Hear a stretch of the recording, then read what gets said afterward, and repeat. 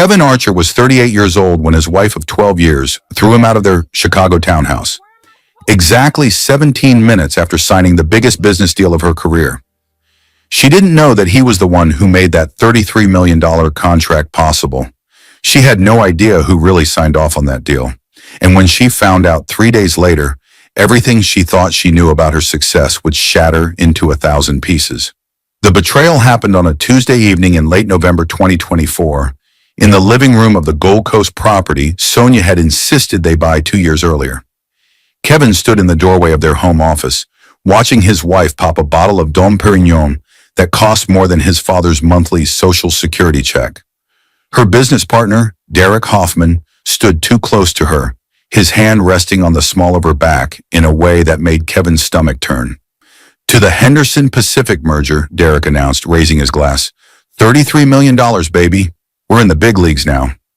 Sonia's laugh was bright and sharp, nothing like the soft laugh Kevin had fallen in love with 13 years ago at Northwestern's business school. She was wearing the charcoal Armani suit he'd never seen before, her dark hair swept up in a style that probably cost $200 at that salon in River North. She looked powerful, untouchable, nothing like the woman who used to eat ramen with him in their studio apartment, planning a future they'd build together. "We did it," Sonia said, her eyes locked on Derek's. "Not on Kevin. Never on Kevin anymore." Kevin cleared his throat. "Congratulations, Sonia. That's incredible news." She turned, and for just a moment, he saw something flicker across her face. Annoyance? Guilt? It vanished before he could name it. "Kevin." She said his name like an obligation. "I didn't realize you were home." "I live here," he said quietly. Derek smirked, the same smirk Kevin had hated for the past 18 months, ever since Sonia brought him on as her business partner at Elevate Consulting Group. Derek was everything Kevin wasn't. Yale educated, from old money, connected to every major player in Chicago's business scene. His family owned half of Wilmette. "Pour Kevin a glass," Derek said, waving his hand dismissively. "Let him celebrate with us." The condescension in his voice was unmistakable. Kevin had heard that tone before, from Sonia's father at their wedding, from her brother at family dinners, from the country club members who could never quite remember his name. It was the sound of people who'd never had to work for anything, looking down at someone who had. "Actually," Sonia said, setting down her glass, "Kevin, we need to talk. If you enjoy stories of shocking betrayals, sweet revenge, and justice against the wealthy and arrogant, like this video and subscribe to the channel now. There are brand new stories here every day, each one more intense and interesting than the last one. And tell me the first thing that came to your mind when you saw this." Derek excused himself with a knowing nod, taking the bottle of champagne with him to the kitchen. The sound of his expensive Italian loafers clicking against their hardwood floors echoed through the suddenly silent room. Sonia folded her arms, and Kevin noticed she'd taken off her wedding ring. His heart, already sinking, dropped into his stomach. "I want a divorce," she said flatly. No preamble, no apology, just 5 words that ended 12 years of marriage. Kevin felt the room tilt slightly. "What?" "Don't act surprised, Kevin. We've been unhappy for years. You know it. I know it." "I don't know it," he said, his voice cracking despite his effort to stay calm. "Sonia, what are you talking about? We're going through a rough patch, sure, but—" "A rough patch?" She laughed, harsh and bitter. "Kevin, look at yourself. You're a mid-level IT manager at a community college making $62,000 a year. I'm closing multi-million-dollar deals. We're not in the same league anymore." The words hit him like physical blows. Kevin managed IT systems for Northwestern Illinois Community College, the same place where he'd started as a help desk technician 10 years ago, working his way up while Sonia built her consulting empire. He'd been proud of his steady, reliable job. It kept their health insurance active while Sonia took risks with her startup. It paid the mortgage during the 2 years when Elevate Consulting barely broke even. "I supported you," Kevin said, his voice barely above a whisper. "When you wanted to start your business, who paid the bills? Who believed in you when your own parents said you'd fail?" "And I appreciate that," Sonia said, but her tone suggested otherwise. "But that was years ago, Kevin. I've outgrown this marriage. I've outgrown you. Is this about Derek? Her silence was answer enough. Kevin felt something inside him crack. Not break, not yet, but definitely crack. How long? Does it matter? Yes, it matters. You're my wife. 6 months, she said, and there wasn't even the decency of shame in her admission. He understands my ambitions. He operates in the same world I do. You'd be happy staying in that little IT job forever, fixing professors' email passwords and feeling satisfied with mediocrity. The cruelty of it took his breath away. This wasn't the woman he'd married. The Sonia he'd fallen in love with had been driven, yes, but also kind. She'd held his hand at his father's funeral. She'd celebrated when he got his first promotion. She'd promised him they were partners, building something together. I want you out tonight, Sonia continued, her voice cold and businesslike now. Derek's already contacted his attorney. We'll handle the divorce quickly and cleanly. You'll get what's fair. Fair? Kevin laughed, but there was no humor in it. What's fair, Sonia? Half of everything you built on my support? Half of the business I helped fund in the beginning? You put in $12,000 4 years ago, she snapped. I've made millions since then.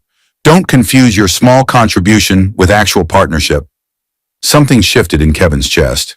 The crack widened.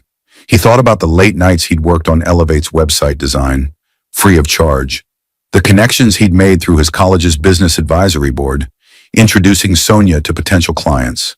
The countless family dinners he'd suffered through with her condescending parents, smiling through their barely concealed contempt because Sonia asked him to keep the peace. But there was something else, something Sonia didn't know, something that had happened just 3 weeks ago in a conference room in Dallas. Kevin had a second job, freelance IT consulting for high-level corporations, work he did under his mother's maiden name, Kevin Williams. It was selective, high-paying contract work that he'd kept separate from his regular employment, building a reputation in cybersecurity and enterprise systems. Sonia didn't know about it because she'd stopped asking about his work 2 years ago, stopped caring about anything that didn't directly benefit her empire. One of his biggest clients was Henderson Global Technologies, a multinational corporation looking to expand into new markets. 3 weeks ago, their CEO, James Henderson, had asked Kevin to vet a potential merger partner. Henderson Global was considering a $33 million contract with a Chicago-based consulting firm. That firm was Elevate Consulting Group. Kevin had spent a week analyzing Elevate's systems, security protocols, and business operations. He'd written a comprehensive report. He'd sat across from James Henderson in a conference room overlooking the Dallas skyline and given his professional recommendation. They're solid, Kevin had said. Their systems are robust, their client retention is impressive, and their growth trajectory is sustainable. I'd approve the deal. James Henderson had signed off based on Kevin's endorsement. The deal Sonia just celebrated, the deal that made her feel entitled to throw away their marriage, existed because her mediocre husband had vouched for her company's credibility. She had no idea. They had no idea. And Kevin wasn't going to tell them. Not yet. I'll pack my things, Kevin said quietly. Sonia's expression flickered. Was that surprise? Relief? But she nodded. There's a Marriott on West Grand. Stay there tonight. Send me the receipt. I'll cover it. Even now, she found ways to make him feel small. Kevin didn't need her to cover a hotel room. His consulting work paid well enough that he had over $40,000 in a separate account she knew nothing about. Money he'd been saving for their future, for the family they'd talked about having someday. That future was dead now. Kevin walked upstairs to their bedroom. No, her bedroom now, and pulled out his duffel bag. He packed methodically, clothes, toiletries, his laptop, important documents. His wedding photo stayed on the nightstand. Let her deal with it. As he zipped the bag, he heard voices downstairs. Sonia and Derek laughing about something. Planning their future, probably. Their successful, wealthy, perfectly matched future. Kevin pulled out his phone and opened his email. He scrolled to a message from James Henderson, sent just 2 hours ago. Kevin, final contract signed and executed. The Henderson-Elevate merger is official as of 4 p.m. CST today. Your assessment was crucial to our confidence in this partnership. The board wants to express their gratitude. Dinner next month in Dallas? We have another project that needs your expertise. James Kevin stared at the email for a long moment. Then he forwarded it to his personal archive and deleted it from his phone. He'd need that later. Not now, but soon. He carried his bag downstairs. Sonia and Derek were back in the living room, sitting too close on the leather couch Kevin had helped assemble when they moved in. Neither of them looked at him as he headed for the door. "Kevin!" Sonia called out when his hand touched the doorknob. He turned, some foolish part of him hoping she'd change her mind, realized her mistake, asked him to stay. "Leave your key on the table," she said. Kevin pulled his house key off his key ring and set it down on the entry table, next to the silver bowl they'd received as a wedding gift from his grandmother. The old woman had died 6 months later. She'd loved Sonia like a daughter. "Goodbye, Sonia," Kevin said. She didn't respond. Derek raised his champagne glass in a mocking salute. Kevin walked out into the cold Chicago night, his breath visible in the November air. He loaded his bag into his Honda Accord, a reliable 7-year-old car that Sonia's friends had mocked at dinner parties, and sat in the driver's seat for a moment, letting the reality sink in. 12 years. Over. Just like that. His phone buzzed. A text from Sonia's brother Andrew.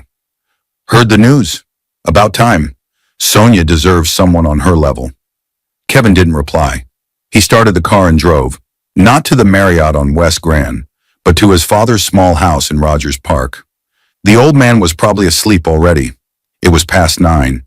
But Kevin needed to be somewhere that felt real, somewhere that remembered who he was before Sonia's world had swallowed him whole. The house was dark when he arrived. Kevin let himself in with his spare key and quietly made his way to the guest room, the same room he'd slept in growing up. His father had kept it exactly the same twin bed, the same desk where Kevin had written his college application essays, the same window overlooking the small backyard. He lay down without undressing, staring at the ceiling in the darkness. His phone buzzed again. Another text, this time from Derek. "No hard feelings, man. Just business. Just business." As if stealing another. Man's wife was a corporate merger. As if destroying a marriage was a negotiation tactic. Kevin pulled up Henderson Global's contact information on his phone. James Henderson's direct line. He could call right now. He could tell James that the CEO of Elevate Consulting Group was having an affair with her business partner, that she'd just blown up her marriage minutes after signing the contract. He could suggest that perhaps Henderson Global should reconsider partnering with someone of questionable character. He could destroy everything Sonia had worked for with a single phone call. His finger hovered over the call button. But no, that would be too quick, too simple. Sonia and Derek thought they'd won. They thought Kevin was just the disposable husband, the mediocre IT guy who'd served his purpose and could be discarded now that Sonia had reached the upper echelons of Chicago's business world. They had no idea what was coming. Kevin put his phone down and closed his eyes. Tomorrow he'd call his own attorney, not some country club lawyer like Derek's guy, but Maria Rodriguez, a fierce divorce attorney from Pilsen who'd built her practice representing underdogs against entitled spouses. She'd handled the divorce of one of Kevin's colleagues at the college, and she'd gotten him full custody and half of everything. Tomorrow he'd also send a carefully worded email to James Henderson, not revealing the personal connection yet, but asking some pointed questions about Henderson Global's ethics policies regarding business partners. Just planting seeds, just creating questions. Tomorrow he'd start documenting everything.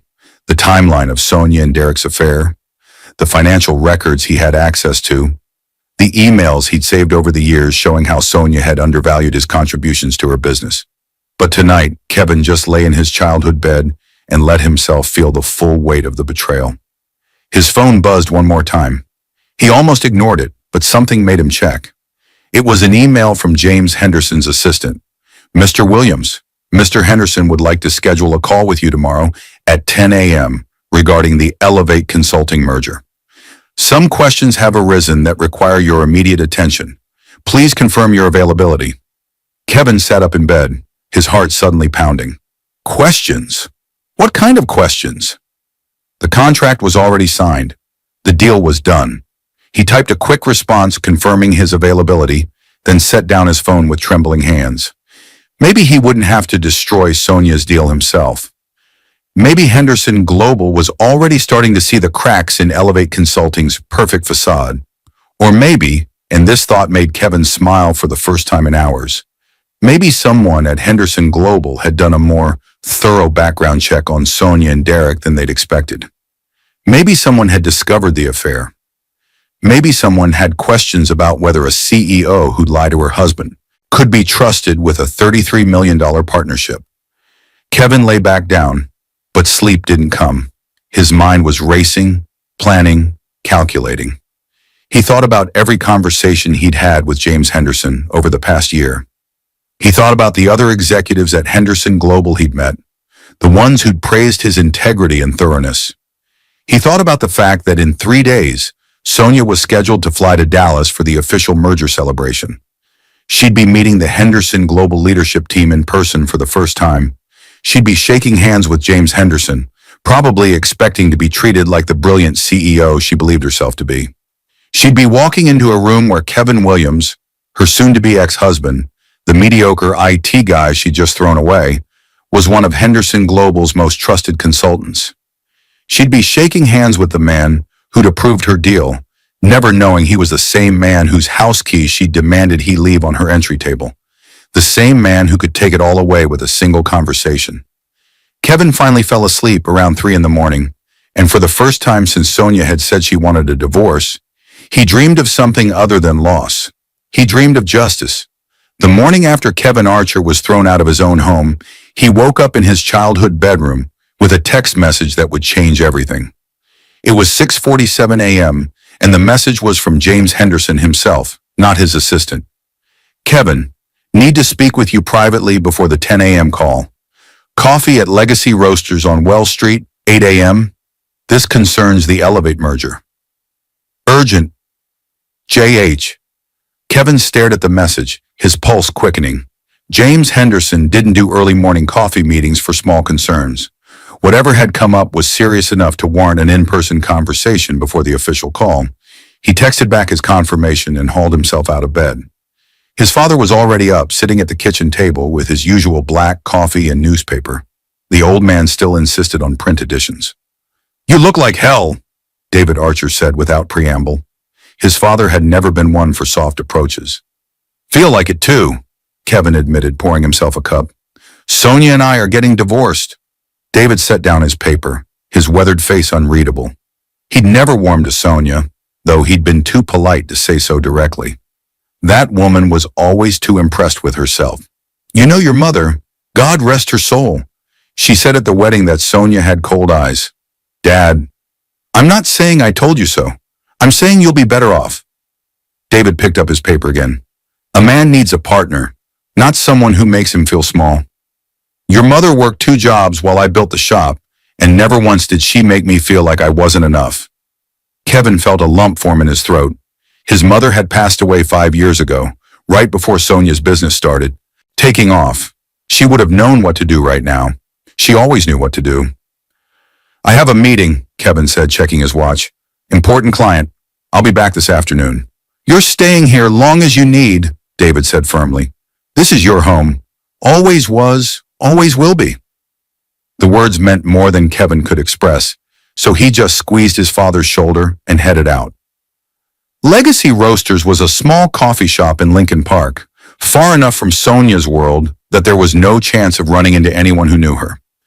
Kevin arrived 10 minutes early and ordered an Americano, then took a seat in the back corner where he could see the door. James Henderson walked in at exactly 8 o'clock. He was in his mid-50s, tall and distinguished, wearing a tailored gray suit that probably cost more than Kevin's monthly salary at the college. But unlike Derek Hoffman's ostentatious displays of wealth, Henderson carried himself with understated confidence. He'd built Henderson Global from a small tech startup 30 years ago, and every line on his face told a story of hard-won success. "Kevin," Henderson said, shaking his hand firmly before sitting down. He'd brought his own coffee. "Thanks for meeting on short notice." "Of course. Your message said it was urgent." Henderson pulled out a tablet and set it on the table between them. I received some information late last night that's causing the board considerable concern about the Elevate merger. Kevin's stomach tightened. What kind of information? An anonymous email was sent to our compliance department. It contained screenshots of text messages between Sonia Preston and Derek Hoffman, her business partner. Henderson's expression was grim.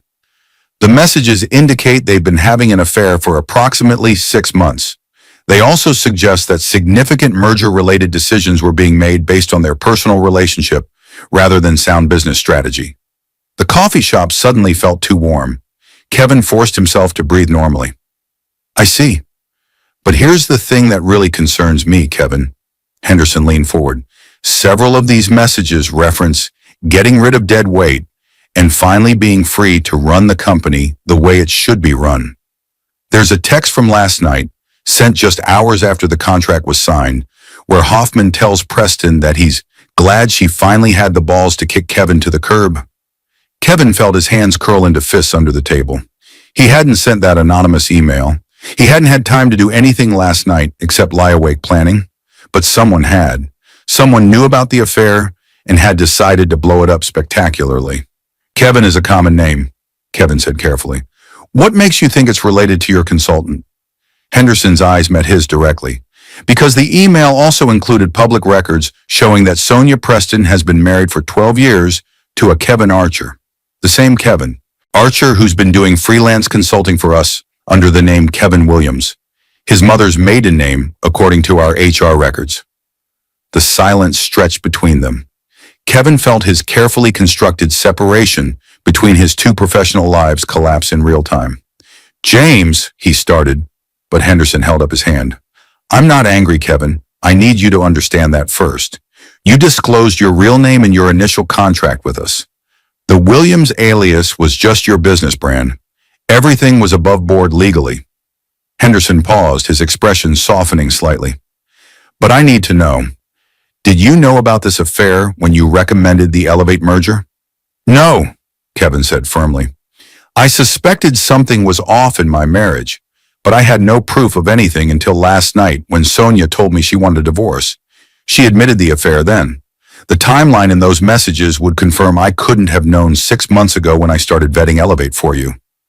Henderson studied him for a long moment, then nodded. I believe you. But Kevin, you have to understand the position this puts us in. We just signed a $33 million deal with a company whose CEO is having an affair with her business partner. An affair she's been hiding from everyone, including her husband. If she's willing to lie about something this significant in her personal life, what else is she lying about in her business dealings? Make sure you're subscribed to this channel if you have not, because the ending of this story will blow your mind. And drop a comment below telling me what you think Kevin should do next. Henderson Global's reputation is built on integrity, Henderson continued. We can't be associated with this kind of deception. The board is meeting in 2 hours to discuss our options. What are the options? Kevin asked, though he already knew the answer. We can invoke the ethics clause in the contract. It gives us 30 days to terminate the agreement if we discover material misrepresentation or ethical violations by the partner company's leadership. The affair itself isn't necessarily grounds for termination, but the lies, the deception, the questionable decision-making, all of that creates a pattern we can't ignore. Kevin thought about Sonia, probably still asleep in her townhouse, believing she'd won everything, believing she was about to become even more successful, more powerful, more untouchable. What do you need from me? Kevin asked. Honestly, I need you to recuse yourself from this decision. Your personal involvement creates a conflict of interest that could expose both you and Henderson Global to legal liability. Henderson's voice was kind but firm. I also need to know, do you want us to terminate this contract? Because if you do, if this is about revenge, I need you to tell me now. Henderson Global doesn't play games, and we don't get involved in personal vendettas. The question hung in the air between them. This was it. The moment where Kevin had to decide what kind of man he wanted to be. He could push for the contract termination, watch Sonia's empire crumble, feel the satisfaction of her downfall, or he could be better than that. James, Kevin said slowly, I won't lie to you. Part of me wants to see her deal fall apart, She humiliated me. She threw away 12 years of marriage like it meant nothing.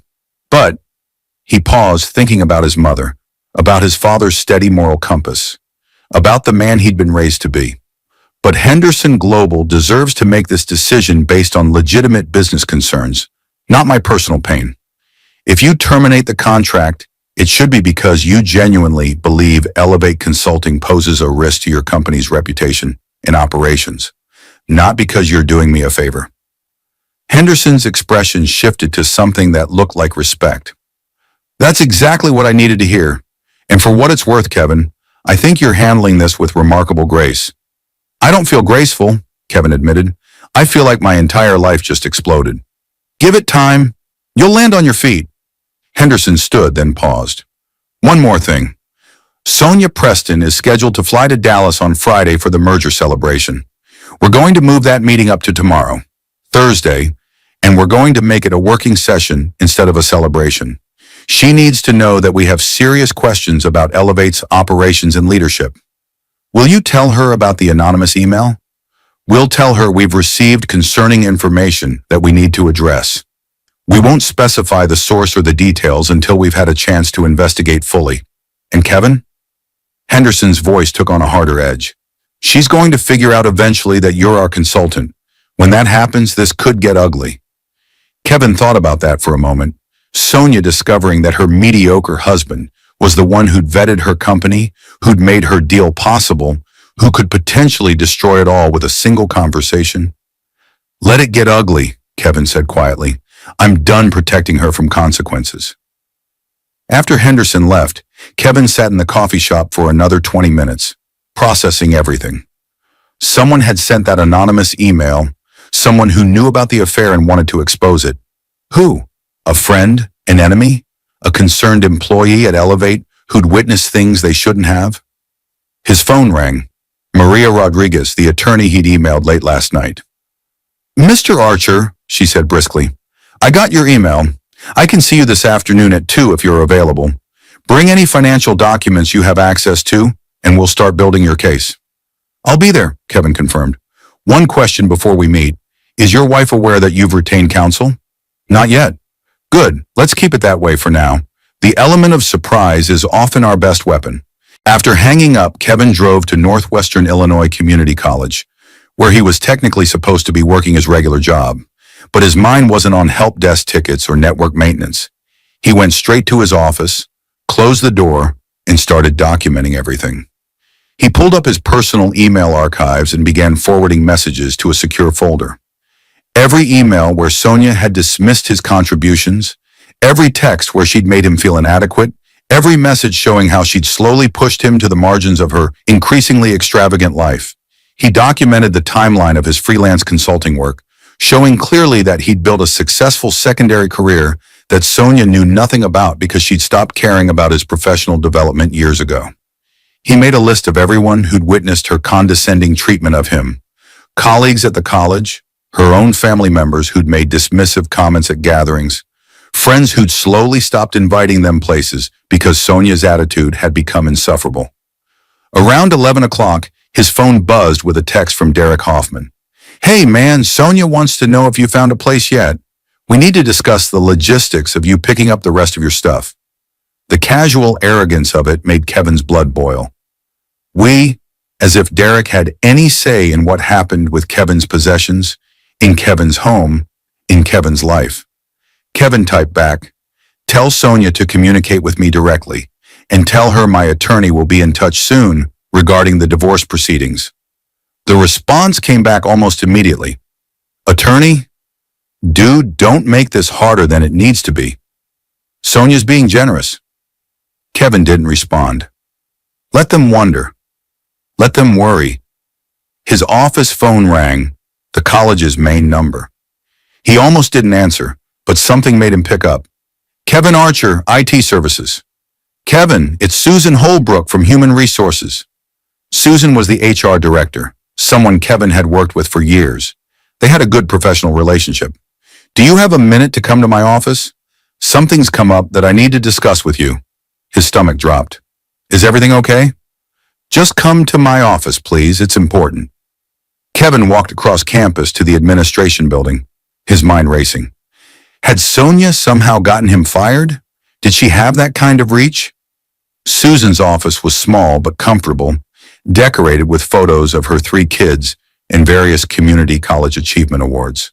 She gestured for Kevin to sit down and close the door. Kevin, I received a very strange phone call this morning from a Derek Hoffman. He claimed to be your wife's business partner. Susan's expression was carefully neutral. He wanted to know about your employment status here, your salary, your performance reviews. He said he was calling on behalf of your wife as part of divorce proceedings. Kevin felt a fresh wave of anger wash over him. That's completely inappropriate. He has no right to that information.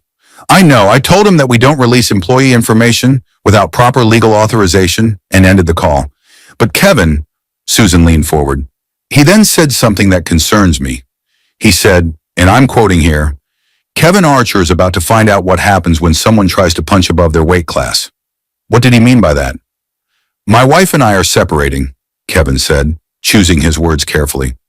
Her business partner is involved. I think they're trying to intimidate me into accepting an unfavorable divorce settlement. Susan's expression hardened. That's not going to happen on my watch. Kevin, you've been a valued employee here for 10 years. Your work is exemplary, and your integrity is unquestionable. If you need time off to deal with personal matters, let me know. And if anyone else calls asking about you, I'll be reporting it to our legal department as harassment. Thank you, Susan. That means a lot. One more thing, she said, pulling out a folder. I probably shouldn't tell you this, but I think you should know. We received your annual review from your supervisor last week. He's recommending you for a promotion to Director of IT Services. It comes with a salary increase to $92,000 and a seat on the college's executive committee. Kevin felt something loosen in his chest. $92,000. Not the million Sonia was making, but enough to prove he wasn't the failure she'd painted him to be. The board votes on it next month, Susan continued. But between you and me, it's a done deal. You've earned this, Kevin. He left her office feeling slightly more grounded. Whatever else happened, he had this. A solid job, respect from his colleagues, a future that didn't depend on Sonia's approval. His phone rang again. This time it was an unknown Dallas number. Hello? Mr. Williams? This is Patricia Gonzalez, General Counsel for Henderson Global Technologies. Her voice was formal, professional. I'm calling to inform you that we'll need you to participate in tomorrow's working session with Elevate Consulting Group. Your technical expertise will be crucial for the questions we need to address. Kevin's heart skipped a beat. You want me in the room when Sonia Preston arrives?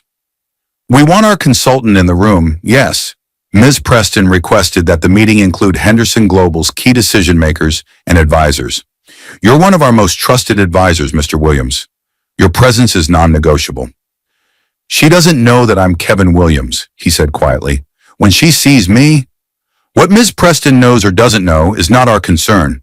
We're conducting a business meeting with our consultant present. If there's a personal connection that creates discomfort, that's unfortunate, but it doesn't change our needs. Patricia's voice softened slightly. Mr. Henderson has briefed me on the situation, Mr. Williams. We're not doing this to punish anyone.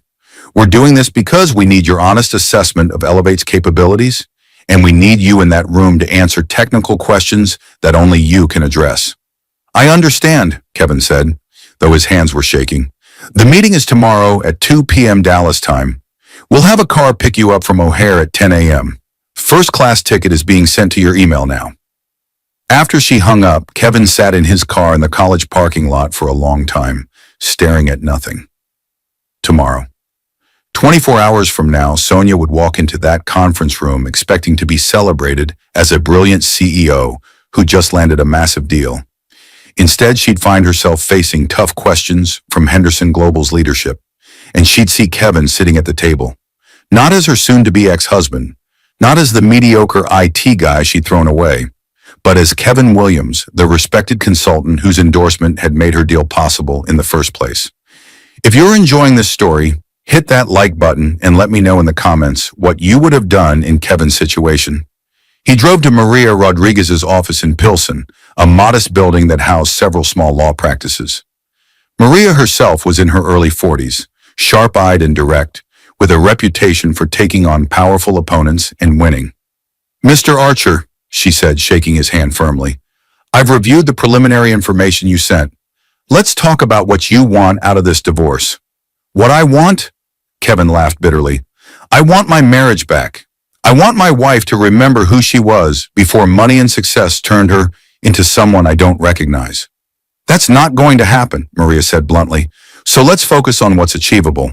You said she started her business while you were married. You supported her financially during the lean years. You may have a claim to a significant portion of her assets."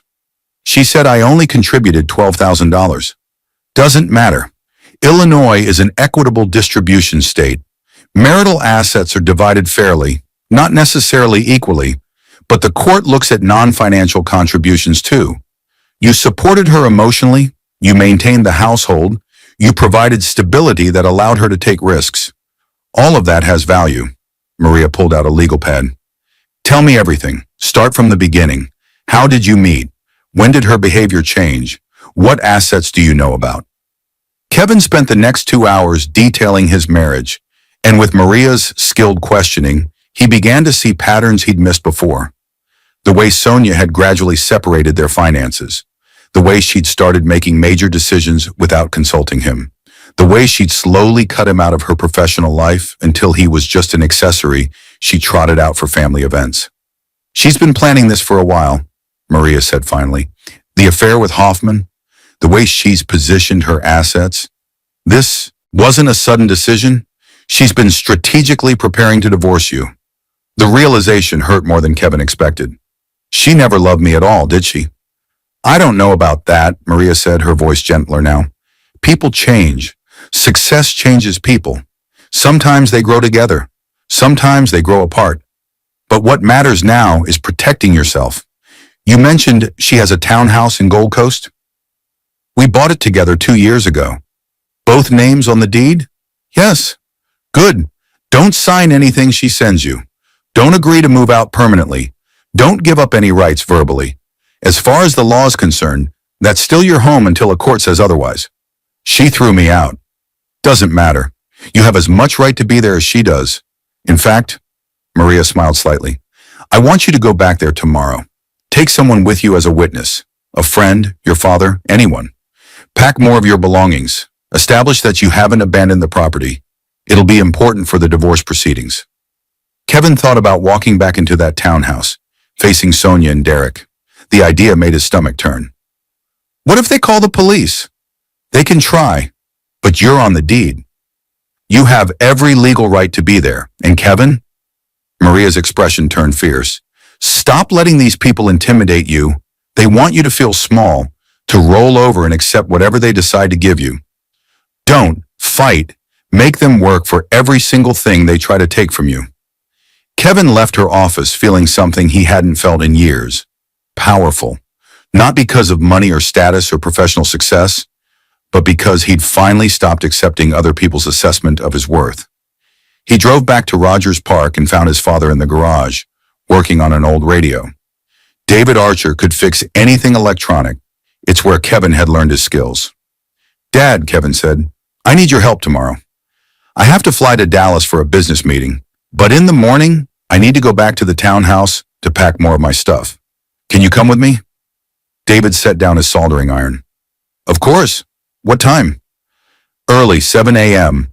My lawyer says I need a witness, someone to make sure Sonia and her boyfriend don't try anything. His father nodded slowly. I never liked that house anyway. Too fancy, too cold, like the woman who picked it out. That night, Kevin lay in his childhood bed again, but this time he wasn't wallowing in grief. He was planning. Tomorrow would be brutal. Facing Sonia at the townhouse in the morning, then flying to Dallas to sit across from her again in the afternoon. 2 confrontations in one day, but he was ready. For the first time since Sonia had announced she wanted a divorce, Kevin Archer felt like he was the one holding the cards. His phone buzzed with one final message before he fell asleep. It was from James Henderson. Kevin, the board met. We're proceeding with the working session tomorrow, but we're not terminating the contract yet. We need to hear Ms. Preston's explanations first. Whatever happens, know that your professionalism through this situation has been exemplary. You're a good man caught in a bad situation. That won't be forgotten. Kevin read the message 3 times, then set his phone down. He didn't want revenge. He didn't want to destroy Sonia's deal out of spite, but he did want her to know, to really understand, that the man she'd dismissed as mediocre, the man she'd thrown away like trash, was someone she should have valued all along. Tomorrow she'd learn that lesson. Whether she'd understand it was another question entirely. The next morning, Kevin and his father arrived at the Gold Coast townhouse at 7:15 a.m. Kevin still had his key. The one he'd left on the entry table had been a spare. He'd kept his original set because some part of him hadn't fully believed the marriage was really over. Now, standing on the front steps of the home he'd helped buy, helped maintain, helped turn into something beautiful, Kevin realized this was real. This was happening, and there was no going back. "Ready?" David Archer asked, his weathered hand on his son's shoulder. "No," Kevin admitted, "but let's do it anyway." He unlocked the door and stepped inside. The smell hit him first, unfamiliar cologne, expensive and heavy. Derek's cologne. The man had spent the night in Kevin's home, probably in Kevin's bed. Kevin felt his jaw clench, but he forced himself to stay calm. He had a witness. He had a lawyer. He had rights. The living room showed evidence of their celebration. Empty champagne bottles, 2 glasses still on the coffee table. Sonia's shoes kicked off near the couch. Kevin walked past it all toward the stairs. "Kevin?" Sonia's voice came from above, sharp with surprise. "What are you doing here?" She appeared at the top of the stairs in a silk robe Kevin had never seen before. Her hair tousled, her expression shifting rapidly from shock to anger. Derek appeared behind her, shirtless, his smug expression faltering when he saw David Archer standing in the doorway. "I'm collecting my belongings," Kevin said evenly. "This is my father, David. He's here as a witness." "A witness?" Sonia laughed, but there was an edge to it. "Kevin, this is ridiculous. We already discussed—" "We discussed nothing," Kevin interrupted. "You made a unilateral decision to end our marriage and demanded I leave. But legally, this is still my home. My name is on the deed, and my attorney advised me not to abandon the property." "Your attorney?" Derek scoffed. "Come on, man, don't make this ugly. Sonia's offering you a generous settlement." "I haven't seen any settlement offer," Kevin said, starting up the stairs. "And until I do, I'm within my rights to access my own property." Sonia moved to block his path, but David's voice cut through the tension. "Miss Preston, I suggest you step aside. My son has every legal right to be here, and you're witnessing his actions to prove he's not removing any property that doesn't belong to him. We have a detailed list of his personal items, and I'm recording this on my phone right now. Everything is being documented." Kevin looked at his father in surprise.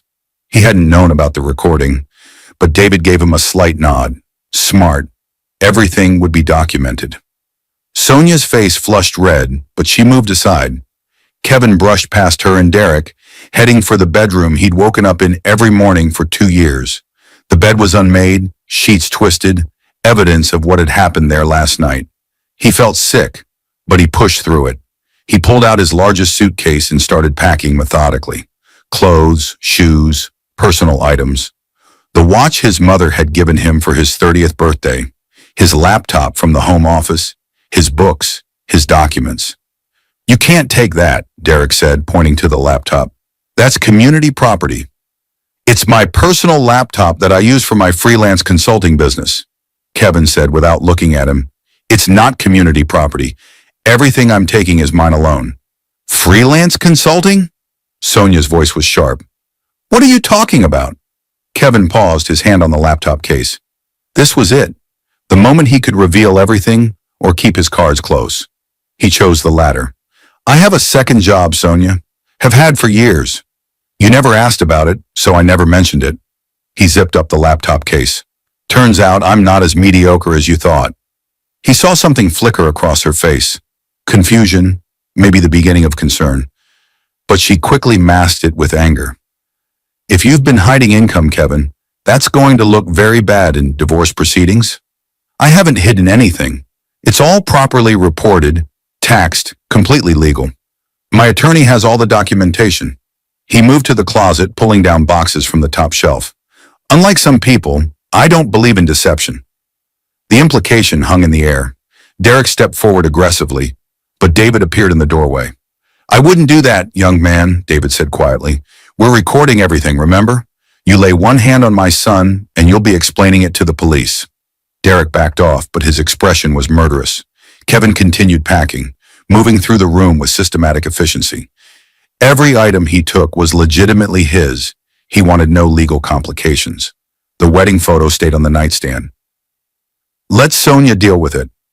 As he carried his first load downstairs, Sonia followed him, her voice taking on a pleading quality he hadn't heard in years. Kevin, please, can we talk about this rationally? I know I hurt you. I know I should have handled things better. But we can work out a fair agreement without lawyers and courts and all this drama. Kevin set down his suitcase and turned to face her. Really look at her, the woman he'd loved for 13 years, the woman he'd supported, believed in, sacrificed for, the woman who'd looked him in the eye less than 24 hours ago and called him mediocre. You threw me out, Sonia. Minutes after celebrating the biggest deal of your career, a deal I helped to make possible, though you don't know that yet. You told me you'd outgrown me. You said I was mediocre. You admitted you'd been cheating on me for 6 months. His voice was calm, almost gentle, which made the words cut deeper. There is no rational conversation to be had here. You made your choice. Now you get to live with the consequences. What do you mean you helped make the deal possible? Sonia's eyes narrowed. You'll find out soon enough. Kevin picked up his suitcase again. I have a flight to Dallas at 11. I need to finish packing. Dallas? Sonia's face went pale. Why are you going to Dallas? Kevin didn't answer. He made 3 more trips between the bedroom and his car, his father standing guard the entire time, making sure Derek didn't try anything stupid. On his final trip, Kevin stopped in the home office, the room where Sonia had spent countless hours building Elevate Consulting, while Kevin supported her in every possible way. The walls were covered with awards, articles, photos of Sonia, with various business leaders and politicians. Not a single picture of Kevin.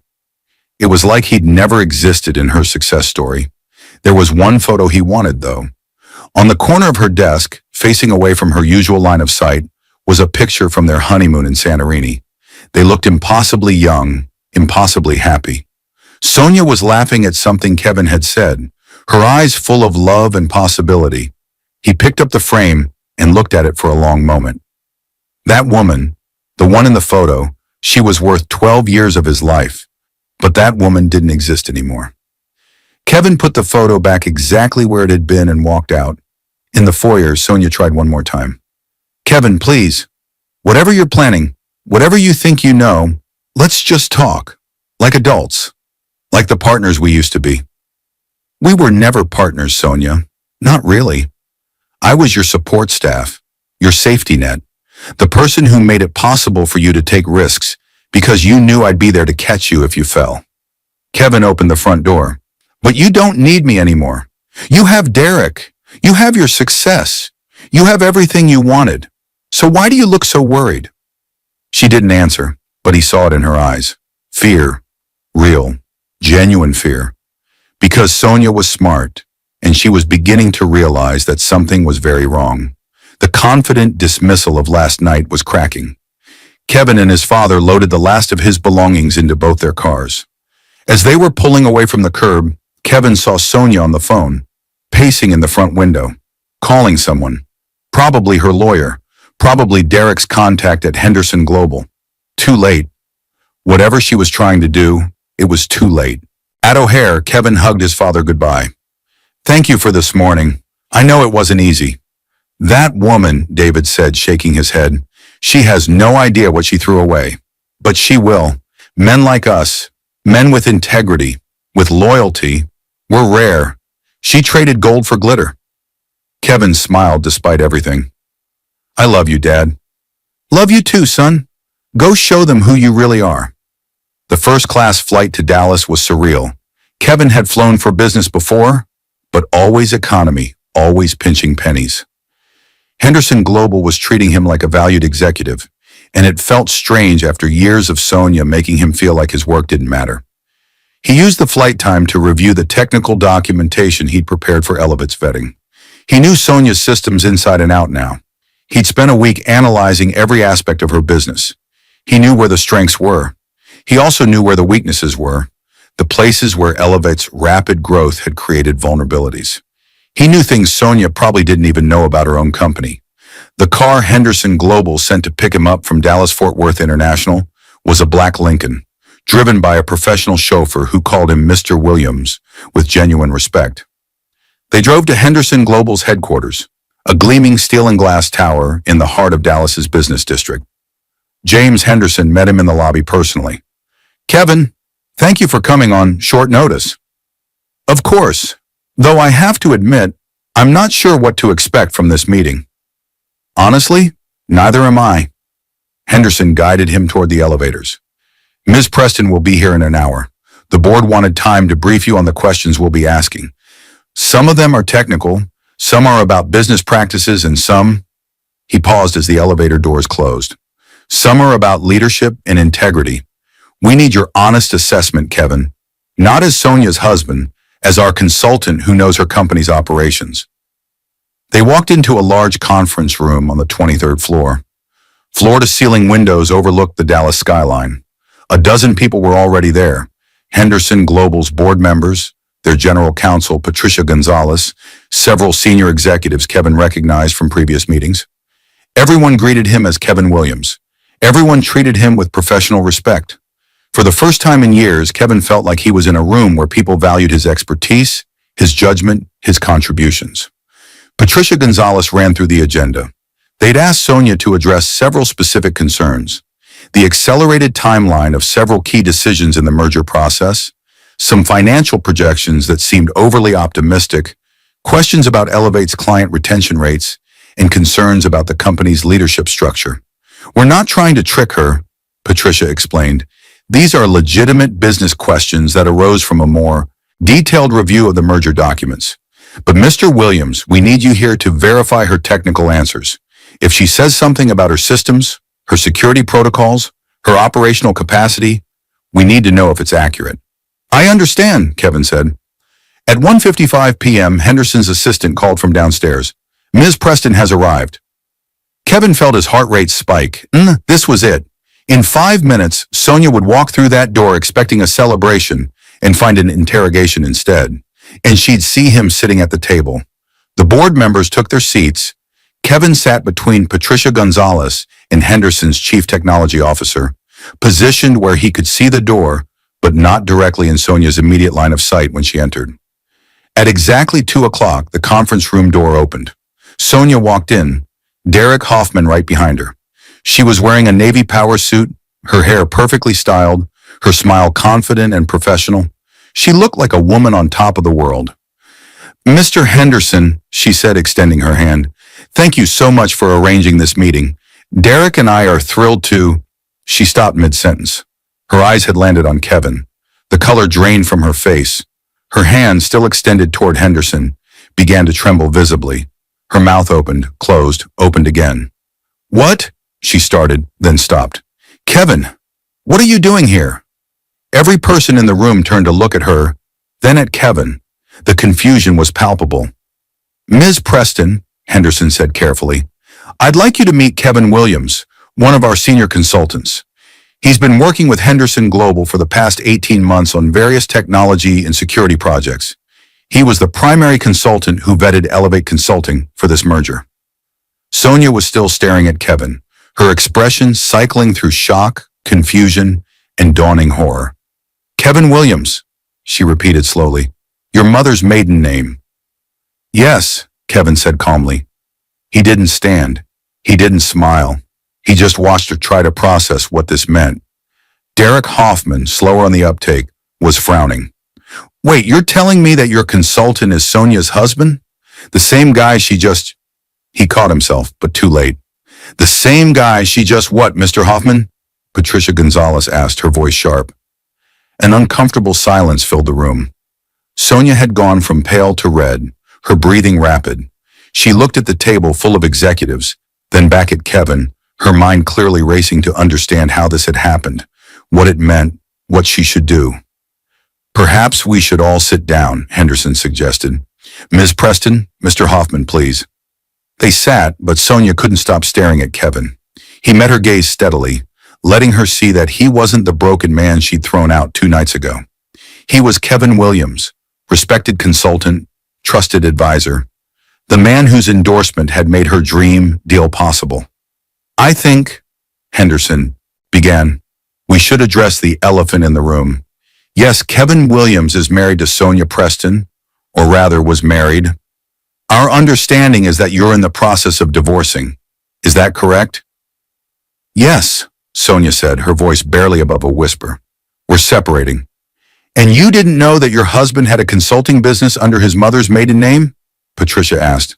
No, Sonia shot Kevin a look that was equal parts accusation and desperation. He never told me.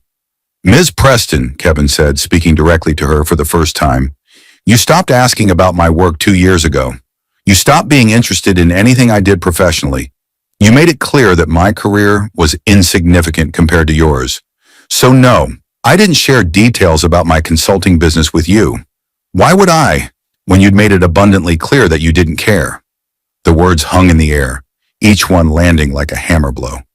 Several board members shifted uncomfortably. Derek started to say something, but Sonia put her hand on his arm, stopping him. I think, Henderson said, we should move forward with the business questions we came here to discuss. Mr. Williams's personal relationship with Ms. Preston is unfortunate timing, but it doesn't change the fact that we have legitimate concerns about this merger. Ms. Preston, shall we begin?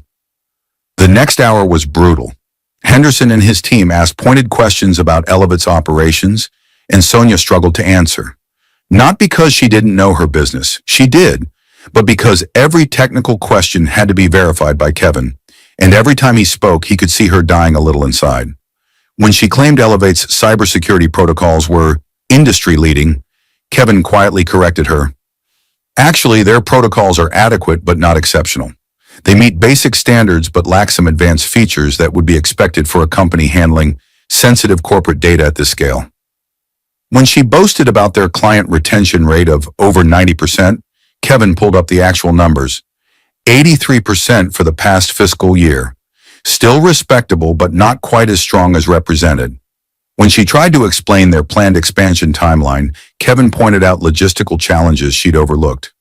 The infrastructure requirements for that kind of growth would require significant capital investment, roughly $2 million by my analysis, which isn't accounted for in the current budget projections.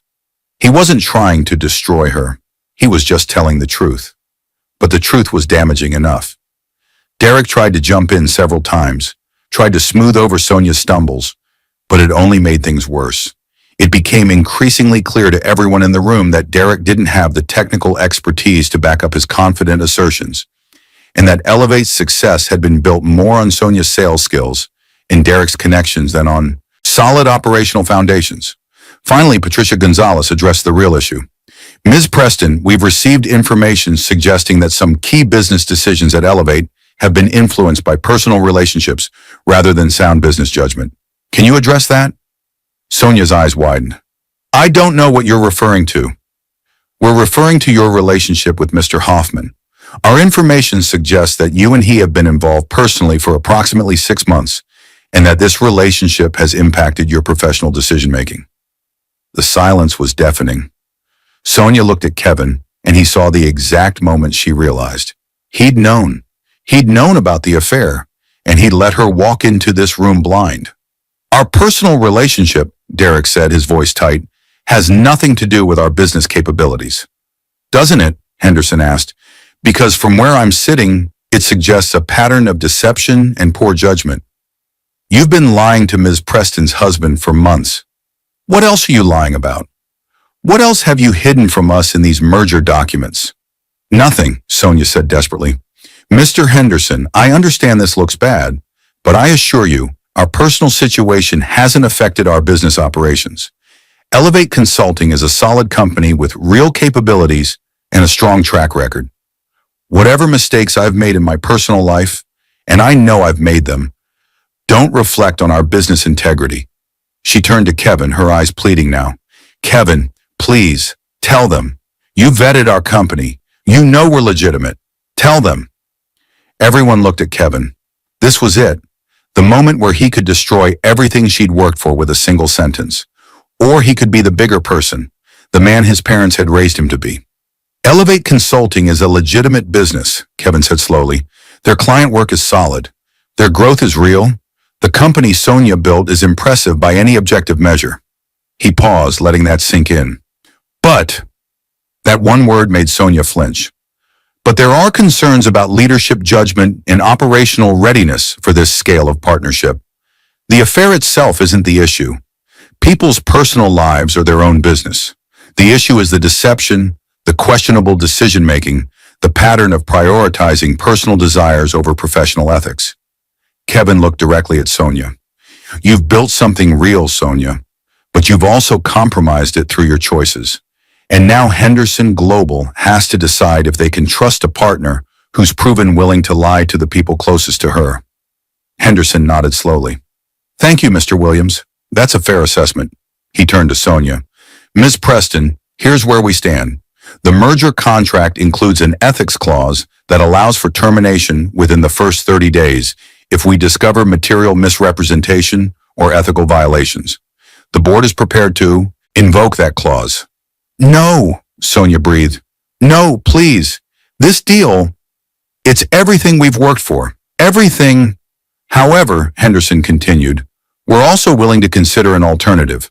We modify the contract to include much stricter oversight provisions, regular audits, and a requirement that you step down as CEO for 6 months while we bring in an independent executive to evaluate Elevate's operations. If they find everything in order, you can resume your role. If not, we terminate the partnership. Sonia looked like she'd been slapped. Step down? From my own company? It's either that or we terminate the contract entirely, Patricia said. Those are your options, Miss Preston. Derek leaned over, whispering urgently to Sonia. Kevin could see her struggling, could see the calculation happening behind her eyes. She'd lost control of this situation completely, and now she was trying to salvage anything she could. Can we have a moment to discuss this privately? Sonia asked. Of course. We'll give you 15 minutes. Henderson stood, and the entire board filed out of the conference room, leaving Sonia and Derek alone. Kevin started to leave with them, but Sonia's voice stopped him. Kevin, please, don't go. He turned. She was standing now, and for the first time since he'd known her, Sonia Preston looked small, defeated, human. Please, she said again. Can we talk? Just for a minute? Kevin looked at Henderson, who nodded permission. 5 minutes, Henderson said. Then we need your answer, Ms. Preston. The board left. Derek stood. Sonia, we should discuss. Get out, Derek. Sonia's voice was flat, emotionless. What? Get out. She didn't even look at him. This is your fault. Your big plans, your connections, your don't worry about the details attitude. You convinced me I'd outgrown Kevin, that I deserved more. And now look where we are. Derek's face flushed red. You can't be serious. We're partners. No, we're done. The partnership, the relationship, all of it. I'll buy out your share of Elevate, but I never want to see you again. Now she did look at him, and her expression was pure ice. You promised me this deal was solid. You promised me your connections would protect us. You've given me nothing but risk and liability. Get out of my company. Derek stared at her for a long moment, then shook his head. You're making a mistake. I've made a lot of mistakes. Trusting you was just one of them. He left, slamming the door behind him. Kevin and Sonia were alone. She sank into her chair, suddenly looking exhausted. You must really hate me right now. I don't hate you, Kevin said honestly. I'm angry. I'm hurt. But I don't hate you, Sonia. You knew, she said quietly. You knew this whole time that you were Henderson Global's consultant. You knew they'd ask you about Elevate. You knew I'd walk into this room and see you sitting there. And you let it happen. Yes, Kevin admitted. I did. Why? She looked up at him, and her eyes were wet with tears. Was it revenge? Did you want to see me fail?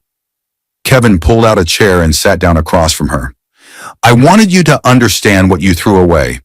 I wanted you to know that the man you called mediocre, the man you dismissed as beneath you, was someone who mattered. Someone whose work had value. Someone who'd been helping you succeed all along, even when you couldn't see it. I see it now, Sonia whispered. God, Kevin, I see it now. Do you? Because 2 days ago, you looked me in the eye and told me you'd outgrown me. You said I was happy with mediocrity. You threw away 12 years like they meant nothing. I was wrong. The tears were falling now, streaking her perfect makeup. I was so wrong.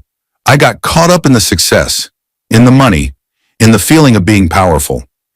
Derek kept telling me I deserved more, that I shouldn't settle, that someone like you was holding me back, and I believed him because it was easier than admitting I was terrified. Terrified of what? Of failing, of discovering that all my success was just luck, of not being as special as everyone kept telling me I was. Sonia wiped at her eyes. You were the one person who loved me before any of this, Kevin. You loved me when I was nobody, when I was just a scared business school student who didn't know if she could make it. And instead of holding on to that, instead of appreciating it, I threw it away because you reminded me of a time when I wasn't successful. You were the evidence that I used to be ordinary and I couldn't stand it. Kevin felt something crack in his chest. Not anger this time, sadness. Deep, aching sadness for what they'd lost, for what Sonia had destroyed through her own fear and insecurity. I'm sorry, she said, her voice breaking. I'm so sorry, Kevin. I don't expect you to forgive me. I don't even know if I deserve your forgiveness. But I need you to know that I see it now. I see what I did. I see what I lost. Sonia, I'm going to tell Henderson I accept their terms. I'll step down temporarily, let them audit everything, prove that Elevate is solid, and I'm going to end the partnership with Derek. You were right about him. He was using me, using the business, and I was too blind to see it. That's probably smart, Kevin said. And then she took a shaky breath. I'm going to sign whatever divorce papers your attorney sends me. I'm not going to fight you on the settlement. Whatever you want, it's yours. The townhouse, half the business, all of it. You earned it, Kevin. You earned every bit of it, and I should have valued that all along. Kevin studied her face, trying to see if this was manipulation or genuine remorse. He'd been fooled before, but there was something in her expression, a brokenness, a humility, that he'd never seen before. I don't want to destroy you, Sonia. I never did. I know, and that just makes this worse, doesn't it? Because even now, even after everything I've done, you're still being decent to me. You could have told Henderson to kill the deal entirely. You could have made me lose everything, but you didn't. Because that's not who I am, Kevin said simply. And despite everything, I still remember the woman I married.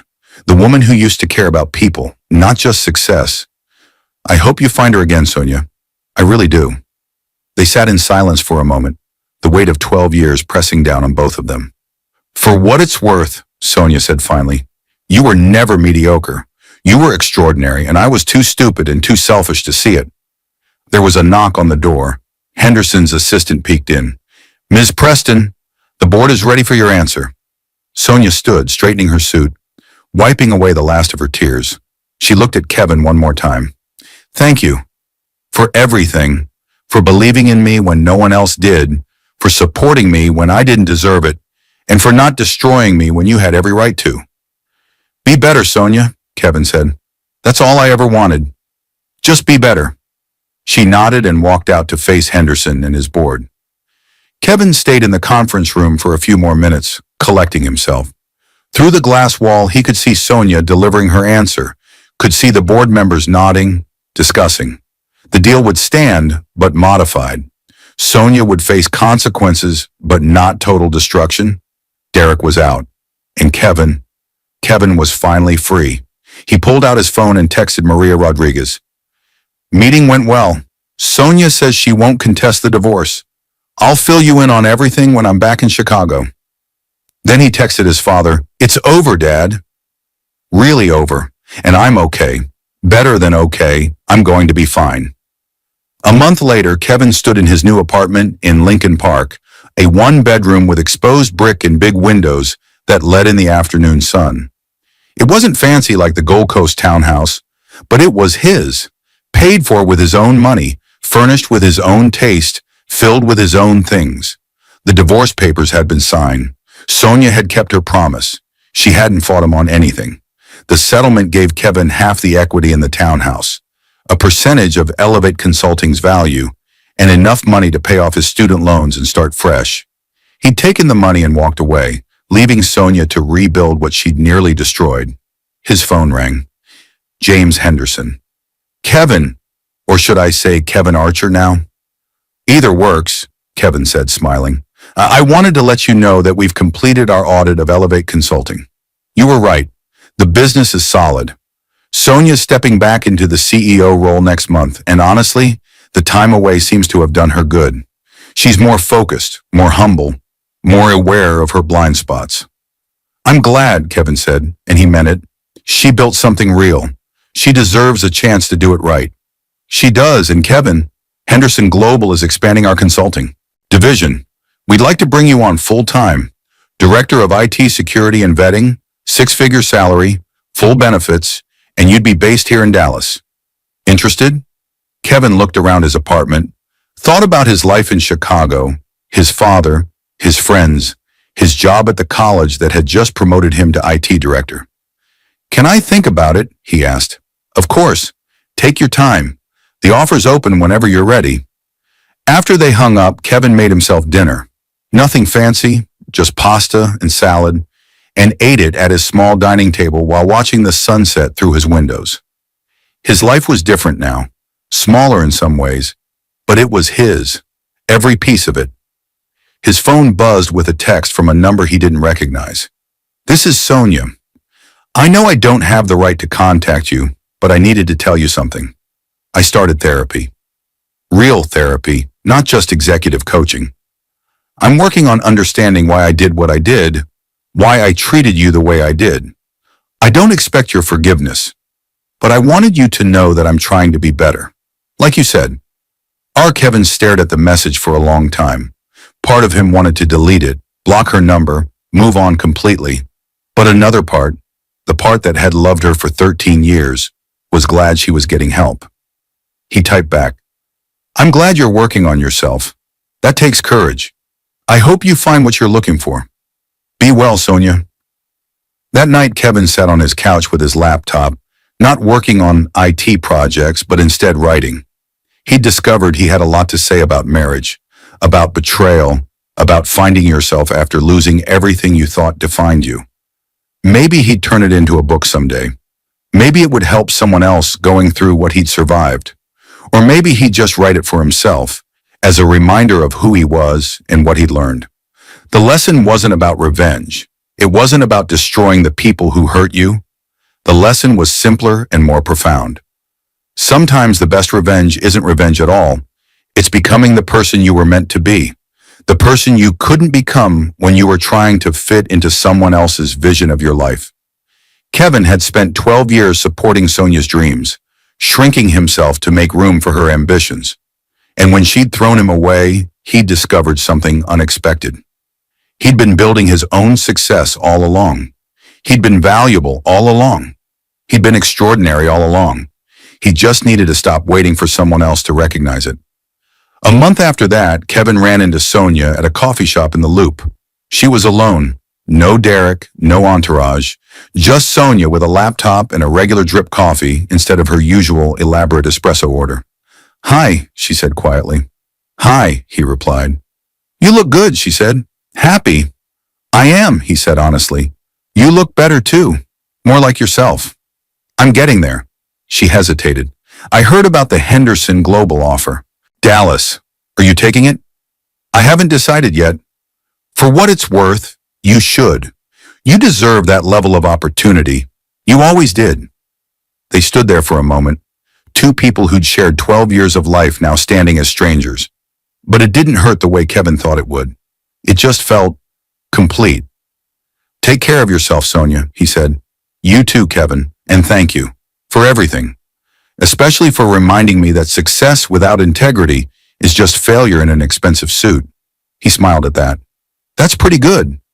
Did your therapist tell you that? No, she said, returning his smile.